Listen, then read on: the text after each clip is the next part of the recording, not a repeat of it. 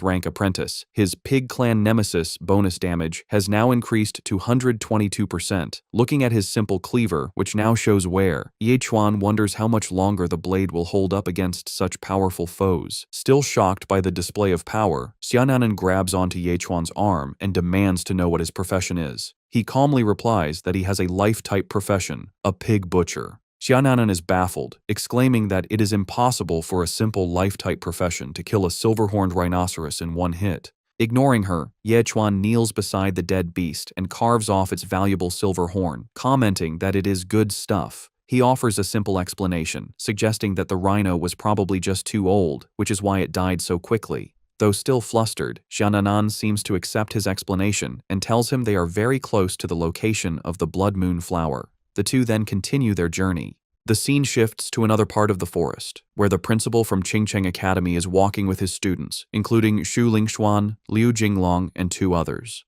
The principal is telling the students that they have all performed well during their field training. He looks at Shu Linguan and a smirking Liu Jing Long, adding that they are the students he thinks most highly of. Suddenly, the principal senses something. He stops abruptly, telling the group there is movement nearby. He shouts into the forest, demanding for whoever is there to come out. As he does, he and his students see the silhouettes of 2 people, Ye Chuan and Xiananan, standing in the woods ahead. Ye Chuan and Xiananan step into a clearing, coming face to face with the group from Ching Chong Academy. Ye Chuan is surprised, wondering why they are here. The reunion is not friendly. Liu Jing Long is the first to react, pointing at Ye Chuan with a look of glee. He demands to know what he is doing in the borderlands. Ye Chuan, with a casual expression, scratches his head and replies that he is just passing by. This enrages Liu Jing Long. The heavy-set female student from the academy group sneers, saying she does not believe he is just passing by. She accuses him of being unable to get over Shu Linguan and claims he must have followed them into the forest. Ye Chuan's eyes widen slightly and his gaze falls on Shu Linguan. From his perspective, she is once again a pig-faced girl, looking at him with a cold expression. She addresses him by name, her tone sharp, reminding him that she thought she had made herself clear.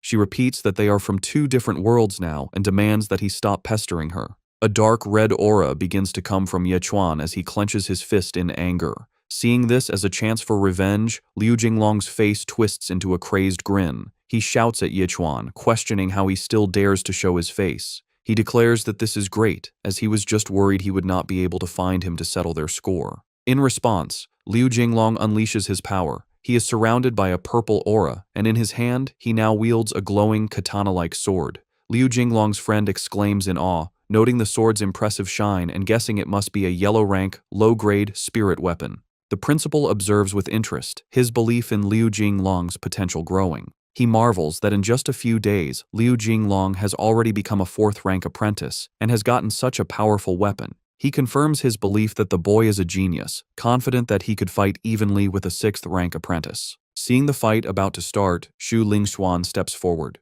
She reminds Ye Chuan that she had warned him to leave Ching Chong and says that this time she will not help him.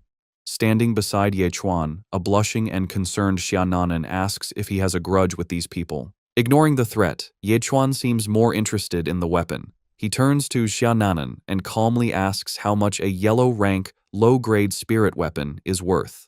Surprised by his odd question, she stammers that it could probably sell for several $100,000, and then questions if he understands the seriousness of the situation. Meanwhile, Liu Jing Long glares at Ye Chuan, his mind filled with the memory of his past humiliation. He remembers how Ye Chuan stole the show at the awakening ceremony and becomes determined to steal the spotlight back. With a furious roar, he leaps into the air, bringing his glowing sword down in a powerful strike aimed at Ye Chuan. As the blade comes down, Liu Jing Long is sure this attack will show Shu Linguan his true strength. But instead of dodging, Ye Chuan raises his simple butcher's knife to block. The principal, Shu Linguan, and the other students watch in shock, certain it is a suicidal move. Liu Jing Long puts all his strength behind the blow, but to his surprise, Ye Chuan's ordinary knife stops the powerful spirit weapon. Sparks fly, but the force is too great for the simple blade, which shatters.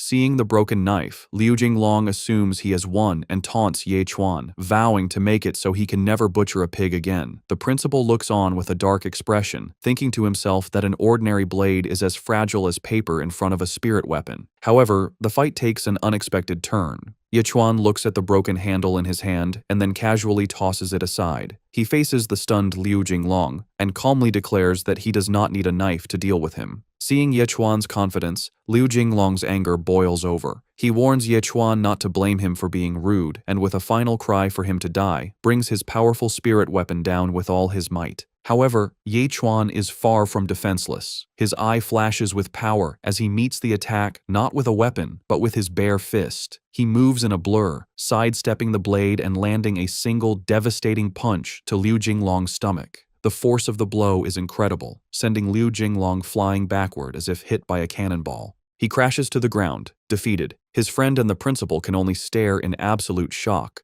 the friend crying out his name. He rushes to Liu Jing Long's side, asking if he is all right. The defeated student is bruised and battered, crying out in pain. Through his teeth, Liu Jing Long insists that he is all right, but he is on the verge of passing out. The principal's attention, however, is now fixed only on the victor. He stares at Ye Chuan with a dark and intense expression, his mind racing. He slowly approaches the scene, his gaze never leaving Ye Chuan. A shocking realization hits him, and he wonders if it is possible that Ye Chuan has already reached the level of a 7th rank apprentice. With Liu Jing Long defeated, Ye Chuan picks up the spirit weapon his opponent dropped. He inspects the blade, thinking that the sword looks quite good. Meanwhile, Liu Jing Long's friend expresses his shock to the principal, questioning if that kid could really have reached the 7th rank, especially when the talented Shu Linguan is only at the 6th rank. The principal, with a thoughtful expression, confirms that it is possible. He begins to explain the differences between how combat-type and life-type professions level up. He says that combat-type professions need constant training, battle experience, and injuries to grow, so their early growth is slow. However, once they master the basics, their growth speed increases a lot. On the other hand, life-type professions have an easier path. Professions like alchemists or weaponsmiths don't need to fight, they just need to practice their craft. Using Ye Chuan as an example, he explains that as a pig butcher, he just needs to keep slaughtering pigs to quickly increase his level in the early stages. A flashback shows Ye Chuan easily butchering a pig, highlighting this simple path to power. Shu Linguan, after listening, understands now that Ye Chuan won because of the high base stats he gained from his higher level, not because of better skill. She questions if this way of leveling is unfair to combat-type professions. The principal clarifies that there is a balance. He explains that for Ye Chuan to level up, the number of pigs he needs to kill will double with each rank. By the time he reaches a high level, the number required will be huge. In contrast, combat-type professions who have mastered their skills early will find their growth speeding up,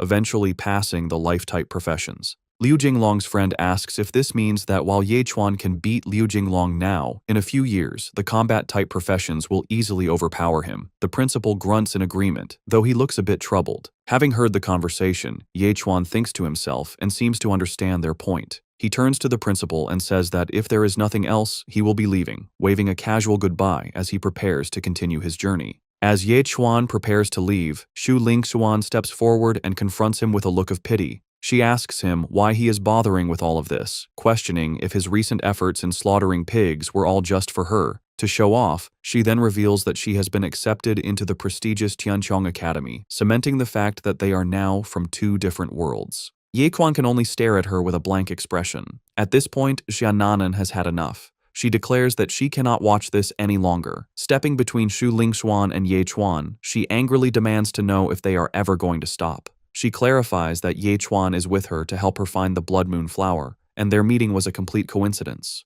With her hands on her hips, she furiously asks them what they are imagining in their heads. The heavy-set female student from the academy group retorts, mocking Xian for treasuring a scumbag that Shu Linguan has thrown away. Liu Jing Long's friend adds his own insults, claiming that Ye Chuan is an expert at seducing women. He remarks on how quickly he has found a new girl, calling them a perfect match. Fed up with their taunting, Xianan's patience snaps. She throws a powerful punch that unleashes a wave of energy, hitting not just the 2 students who insulted her, but the entire academy group, including Shu Linguan and the principal. The principal, caught off guard, is left with a red handprint on his cheek, wondering why she hit him too. Xian stands beside a stoic Ye Chuan, her fists clenched in anger.